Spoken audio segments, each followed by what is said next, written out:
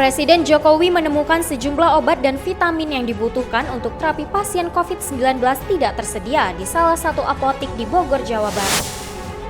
Pemakaman Presiden Haiti Jovenel Moïse diwarnai protes warga di jalan-jalan kota Cap Haitien. Sejumlah organisasi mahasiswa di kota Tanjung Pinang meminta pemerintah turut memperhatikan kondisi masyarakat yang menjalani isolasi mandiri. Halo pemirsa, kita berjumpa dalam program Yunus. Program ini memberikan informasi bermakna kepada Anda mengenai sejumlah peristiwa menarik di tanah air. Bersama saya, Yoli Andini, inilah Yunus lengkapnya. Pemerintah Kota Batam dalam waktu dekat akan melakukan tes antigen massal kepada warga Kota Batam untuk mendeteksi penularan COVID-19. Wali Kota Batam Muhammad Rudi mengeluarkan kebijakan untuk mengambil tes usap antigen massal di sejumlah kelurahan di kota itu dalam waktu dekat. Tes antigen massal dilakukan upaya mendeteksi penyebaran COVID-19 di masyarakat. Pelaksanaan tes usap antigen tersebut menunggu ketersediaan alat usap antigen dari Pemko Batam. Rudi mengatakan, jika kuota 300.000 alat usap antigen tersedia, maka dalam 3 hari ke depan tes antigen massal dapat dilaksanakan. 800.000 yang mau dites, maka kita butuh lebih kurang sepertiganya dari penduduk yang mau dites ini. Jadi kita butuh lebih kurang 300.000 rapid antigennya kalau ingin selesai. Karena kalau antigennya tanggung, ini kerjanya akan terputus. Kalau kerja putus tidak akurat lagi. Contoh terputusnya misalnya, kami kerja selama 10 hari, antigennya habis, harus tunggu lagi 20 hari. Ini data bisa lagi. Karena inkubasinya COVID ini 14 hari. Jadi terbuat terputus. Maka kita tunggu, kalau antigennya cepat, kami anggarkan juga. BP anggarkan juga, saya minta kemarin. Kalau dalam 2-3 hari ini ada, kita laksanakan. Ini apa yang perintah Pak Menteri, kita akan laksanakan. Pemerintah bersama Badan Pengusaha Batam akan menyiapkan anggaran tes usap antigen massal tersebut. Untuk mengantisipasi lonjakan kasus COVID-19, selama pelaksanaan tes usap, Pemko Batam menyiapkan rumah susun untuk menampung masyarakat yang dinyatakan positif COVID-19. Dari Batam Kepulauan Riau, Engesti Pedro, UTV mengabarkan. Presiden Jokowi sidak ketersediaan obat antivirus dan vitamin di salah satu apotik di Bogor, Jawa Barat. Jokowi menemukan sejumlah obat dan vitamin yang dibutuhkan untuk terapi pasien COVID-19 tidak tersedia.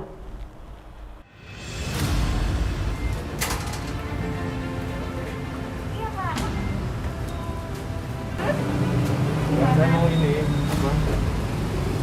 mau cari obat antivirus yang oseltamivir. Nggak ada? Nggak ada. Terus saya cari kemana kalau mau cari? Nah itu kita juga di dalam bareng. Sudah berapa hari nggak ada oseltamivirnya? Kalau yang ini sudah ada. Nah kemarin itu kan diajar dari Rudi. Itu pasiennya. Presiden Jokowi menemukan sejumlah obat antivirus dan vitamin untuk terapi pasien COVID-19 tidak tersedia di salah satu apotik di Bogor, Jawa Barat. Sejumlah obat yang ditanyakan Jokowi pada pelayan salah satu apotik adalah oseltamivir, favipiravir, vitamin D3 5000 IU, multivitamin Bicam Z, dan vitamin yang mengandung zinc. Menyikapi minimnya ketersediaan obat dan antivirus itu, Jokowi langsung menghubungi Menteri Kesehatan Budi Gunadi Sadikin. Halo Pak Menteri. Iya Pak Selamat sore. Pak, ini saya cek ke apotek. Apotek di Bogor ya. Ini saya cari obat antivirus oseltamivir nggak ada. Cari lagi yang obat antivirus yang favipiravir juga nggak ada, kosong. Saya cari obat yang antibiotik, asitromicin juga nggak ada. Stok nggak ada sudah seminggu lebih. Terus vitamin D3 juga yang 5.000 juga nggak ada. Ini saya apa Pak? vitamin D3 yang 5.000. Vitamin D3 yang 5.000. Ini saya yang dapat hanya multivitamin yang mengandung zinc, hanya itu. Suplemen juga, suplemen Ini ada yang D3-nya ada, tetapi yang 1000 hanya dapat ini aja, vitamin D3 yang 1000. Kemudian yang suplemen ini yang kombinasi multivitamin ada. Jadi yang lain-lain yang obat antivirus, antibiotik nggak ada semuanya. Di ibu kota ya Pak ya? Ibu kota Bogor ya Pak ya? Iya. Mohon maaf ya Pak ya, mohon. Ini apoteknya Villa Duta. Oke, Villa Duta. Karena saya ada catatan Pak Presiden, kita kan sudah ada yang online. Saya baru saja cek ya Pak ya. Misalnya untuk Favipiravir di apotek Kimia Farma Tajur Baru ada 4.900. Apotek Kimia Farma Juanda 30 ada 4.300. Kimia Farma di Semplak Bogor 4.200. Jadi nanti saya double check ya, nanti ini saya kirim ke ajudan Pak. Itu ada data online yang ada di rumah sakit, nanti bisa lihat by kota segala macam. Untuk apoteknya Kimia Farma, Senturi, Guardia, Kantor. Di situ ada semuanya. Ada online, bisa dibaca oleh semua rakyat Pak. Oke, enggak, saya ke sana aja, saya beli itu coba, ada enggak? Boleh Pak, silakan. Nanti saya Iya. saya kirim ke ini Pak. Ya, oke. Pak Menkes, terima kasih. Jokowi kemudian melanjutkan sidak obat dan vitamin di apotik yang disebutkan Kemenkes tersebut. Dari Jakarta, Kantor Berita Antara, UTV, mengabarkan. Pemakaman Presiden Haiti Jovenel Moïse diwarnai protes warga di jalan-jalan di kota Cap Haitien. Kematian Presiden Haiti Jovenel Moïse diketahui dibunuh oleh tentara bayaran pada 7 Juli di kediamannya sendiri di Port-au-Prince. Puluhan penjaga berbaris rapi di samping peti mati Presiden Haiti Jovenel Moïse yang dibunuh oleh tentara bayaran pada 7 Juli di kediamannya sendiri di Port-au-Prince. Hingga saat ini, tragedi kejahatan tersebut masih diselimuti misteri, sehingga menimbulkan protes dari warga pendukung Presiden Jovenel Moïse. Pemakaman dilakukan di kampung halamannya di daerah Cap Haitien di utara negara tersebut, di sebelah makam ayahnya yang meninggal pada tahun lalu. Istri Jovenel Moïse, Martin, datang di pemakaman dengan menggunakan pakaian warna hitam sebagai tanda berkabung atas kepergian suaminya. Martin ikut terluka dalam tragedi pembunuhan Presiden Haiti itu. Menurut laporan Reuters, suasana pemakaman Presiden Haiti diwarnai suara tembakan dari pengunjuk rasa yang membuat tamu negara asing termasuk utusan Presiden Amerika Serikat memilih meninggalkan lokasi pemakaman. Sehari sebelumnya, bentrokan juga pecah ketika Kepala Polisi Leon Charles memeriksa pengaturan keamanan untuk pemakaman Moïse. Rakyat menyalahkan kepala polisi dan menganggap sebagai pengkhianat karena tidak melindungi Moïse dan istrinya dari serangan tentara bayaran yang sebagian besar dari pensiunan tentara Kolombia. Menurut rakyat Haiti, pembunuhan itu juga dianggap janggal karena pengawal Presiden Haiti justru tidak mengalami cedera sama sekali. Dari Cap Haitien, Haiti, Kantor Berita Antara, UTV, mengabarkan. Rumah Sakit Umum Daerah Kota Tanjung Pinang mengucurkan anggaran sebesar 1 miliar lebih untuk merenovasi gedung bekas mes pemerintah daerah di Jalan Diponegoro. Gedung ini nantinya akan digunakan sebagai ruang rawat inap pasien. RSUD Kota Tanjung Pinang mengucurkan dana hingga 1 miliar lebih untuk renovasi mes pemerintah daerah yang masih berada di komplek RSUD Tanjung Pinang. Rencananya ruangan akan dimanfaatkan sebagai ruangan rawat pasien Rumah Sakit Umum Daerah Tanjung Pinang dan baru digunakan apabila terjadi lonjakan jumlah pasien COVID-19. Direktur Rumah Sakit Umum Daerah Tanjung Pinang, Dr. Yunisaf, memastikan saat ini tempat tidur untuk pasien COVID-19 di Rumah Sakit Umum Daerah Tanjung Pinang masih tersedia dan mampu menampung 17 pasien positif COVID-19. Ia menambahkan jika terjadi lonjakan pasien COVID-19, RSUD Tanjung Pinang akan mengalihfungsikan seluruh ruangan di rumah sakit untuk pasien COVID-19. Sementara untuk ruangan inap pasien non-COVID-19 akan dipindahkan ke gedung bekas mes pemerintah daerah di Jalan Diponegoro yang saat ini tengah direnovasi. Sejauh ini kami masih bisa tangani lah ya. Ya mungkin kalau nanti ada penambahan kasus meningkat lagi, itu kami sudah antisipasi dengan menyiapkan ruangan Bekasmes Pemda untuk itu, untuk penambahan tempat tidur. Itu sekitar 40 sampai 50 tempat tidur. Rencananya nanti kalau memang pasien sudah sampai meningkat lebih banyak lagi, ya ruangan lama ini akan kami jadikan untuk COVID semua. Sementara yang bangunan Pemda itu untuk pasien yang non-COVID nanti. Seperti itu. Anggaran kami pakai anggaran dari bersumber dari BLOD. Dengan seizin wali kota, kami akan menggunakan itu. Ya paling sekitar 1,5 M nanti itu. Kalau maksimal ya kita pakai untuk itu. Dari Tanjung Pinang, Kepulauan Riau, Afriyadi, UTV mengabarkan. Sejumlah organisasi mahasiswa di Kota Tanjung Pinang meminta pemerintah turut memperhatikan kondisi masyarakat yang menjalani isolasi mandiri.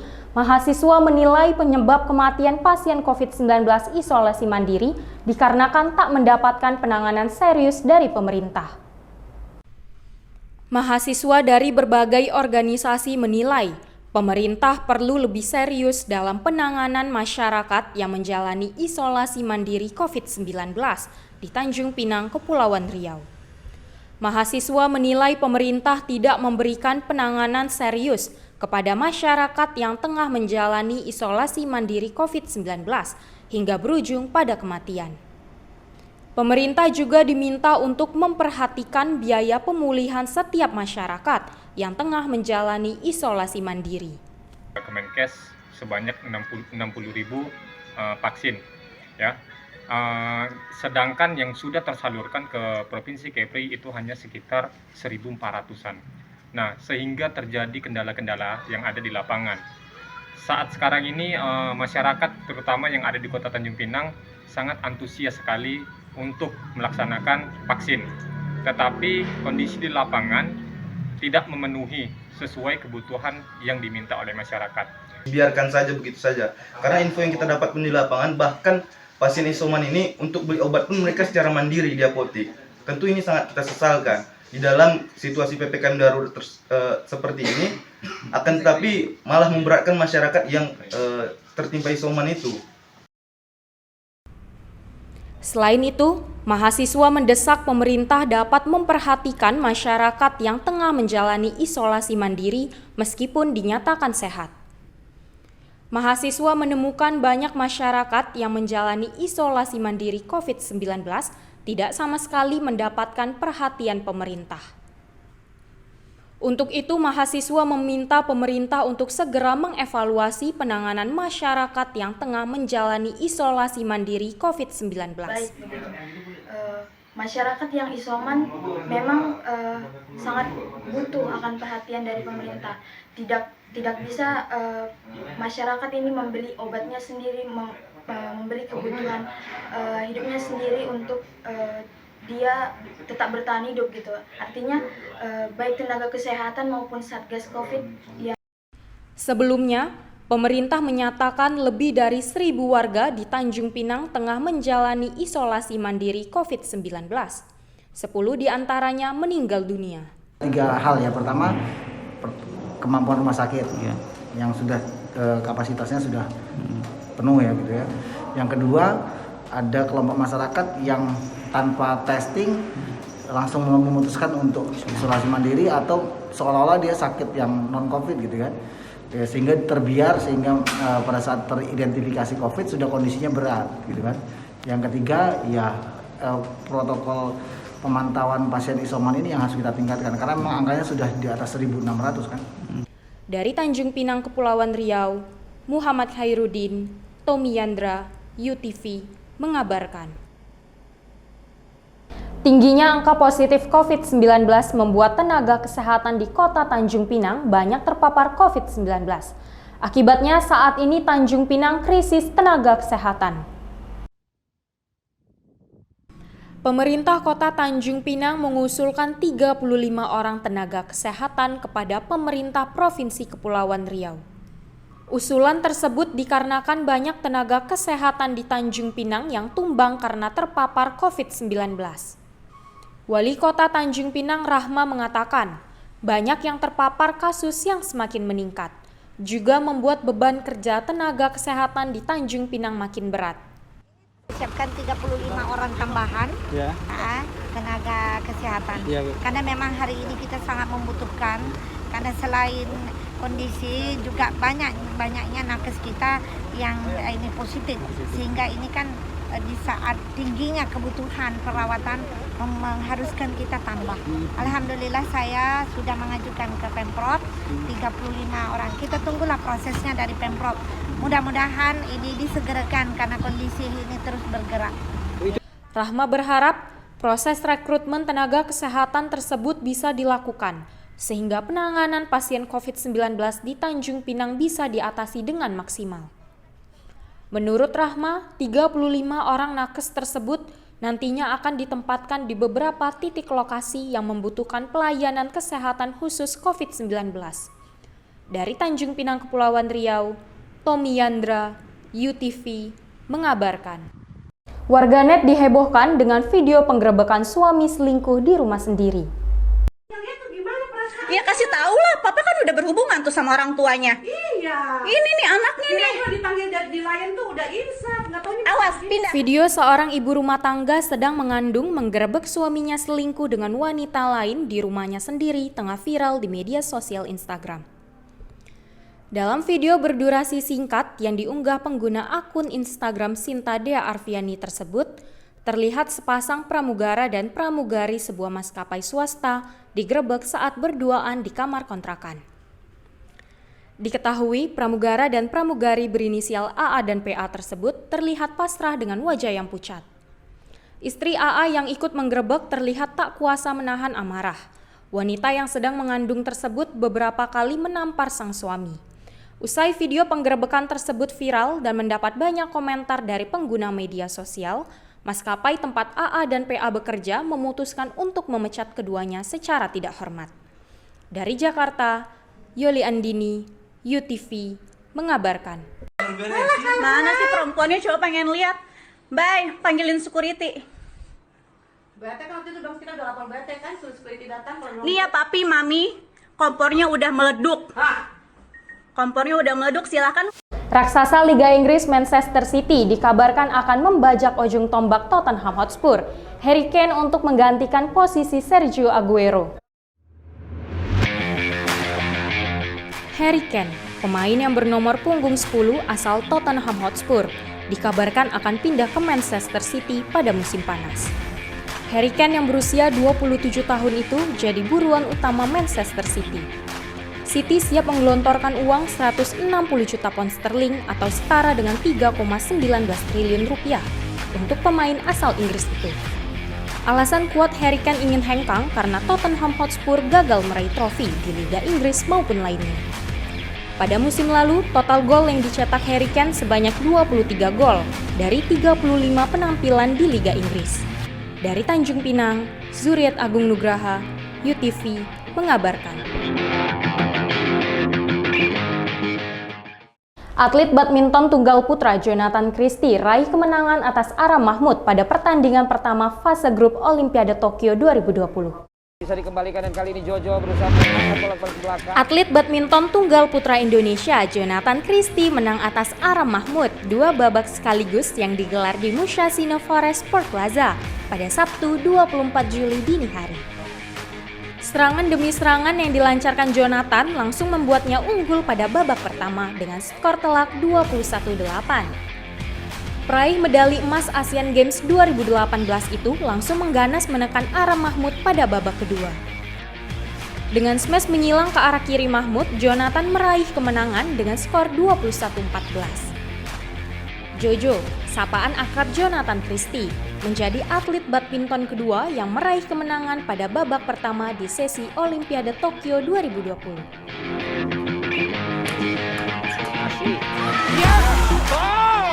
Sebelumnya, pasangan ganda putri Grecia Poli dan Apriani Rahayu juga meraih hasil serupa saat berhadapan dengan Chow Mei Kwan dan Lee Meng Yin dari Malaysia. Kafa Bihi, UTV, mengabarkan. Terima kasih telah menyaksikan informasi yang kami sajikan. Tetap saksikan Yunus selanjutnya. Salam sehat, sampai jumpa.